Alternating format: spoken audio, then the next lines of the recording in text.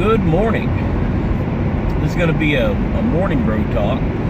It's about 2:30 in the morning, and our company's getting ready to pour out about 600 yards of concrete. If everything goes right today, if we can get to 800 yards, that'll be fantastic.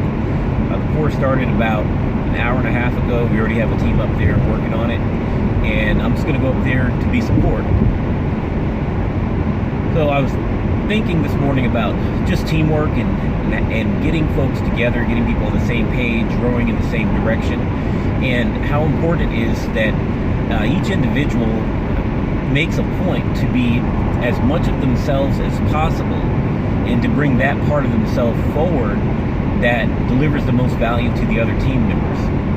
Now, we're all different. There's a lot of variance in who we are and what our backgrounds are, how we approach situations. But when you take a collection of people with different backgrounds and different experience and the same goal, and you put them in the same room and they're all willing to row in the same direction, what you do is you can multiply the experience of any one individual. I guess it's really the sum of the experience of all the individuals that are there that creates this towering intellect. Like you have, like if you have one person with 10 years experience, another person with 5 years experience, another person with 40 years experience, they've seen some of the same things or similar things, and they've also seen things that are different. They have encountered different issues, problems, overcome, a number of different, errors in judgment or mistaken expectations to get projects done. And when you take them and you put them all together, like say you got a 10, a 5, a 20, and a 25. That's 6 years of experience that you have to draw on to solve any given problem.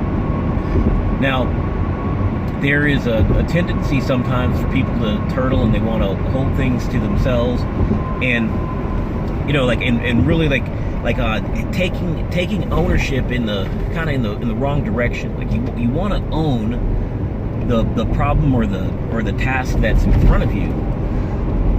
However, you want to own it in a manner where it's something that you're trying to steward. Like how do I take the situation that's in front of me and turn it into a situation that's better, that's better for the team, or that moves it closer to the goal. So it's kind of like moving a large table. If you put a capable person at each corner of that table, they might take steps that are of slightly different lengths, but they can at least they have a better chance of being able to balance the table and then move it across the room.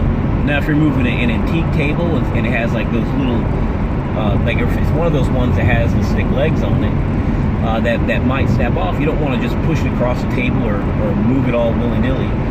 You want to pick the table up and gradually get it from point A to point B and make sure that the table's in good condition when it arrives at its destination. That takes coordination. It takes teamwork. It takes a good understanding of how the others on your team are going to be able to move. And I think that it speaks to a lot of different areas of life. That's one of the most enjoyable things about construction, or being involved in project management, construction management, site supervision, site coordination, working as a foreman or a lead on a crew, is that over time, like the team begins to function as a unit. They meld and they can focus on bringing out the strengths of other members on that team. It's really impressive when you watch riggers. When you watch riggers move large objects through a space, it's impressive how few words that an experienced rigging crew that's been together for a while has to use to accomplish that task. There's a lot of trust that's associated with it, and people are open to being verified as they're moving the object, because if like when you're moving a large object, it's actually quite dangerous. So this concrete pour is really a great team builder for our company, because just allowing people to come out and to contribute, just help with logistics, to think through the plan, to try to identify issues that might come up. And we have a couple fantastic companies that we're working with that have provided us with skilled personnel, with experienced superintendents and project managers that have the foresight to identify areas that might cause mistakes that are going to come with a financial cost. And that a lot of that is tied to just giving over some of the responsibility to people who are willing to take it, without having to force people to be really different than what they are. I think, I'm not going to ask my concrete contractor to think like a mechanical contractor. Even if they could, the question is, would it be a good use of their time? Would it be a good use of their time and their energy to think in a manner that may not be conducive to them performing at the highest level as a concrete contractor? That's what we need out of our concrete contractor, to put the concrete in the right place. We need our mechanical contractor, engaged in in the concrete only so far as it helps the concrete contractor understand, the tolerances, the specifications, anchor bolts and equipment pads and things like that. What we're pouring today is parking lot and some road. Actually, more correctly, we're just going to be working on the road section today, and this is going to set up future pours and set the tone for how we're going to perform throughout the project.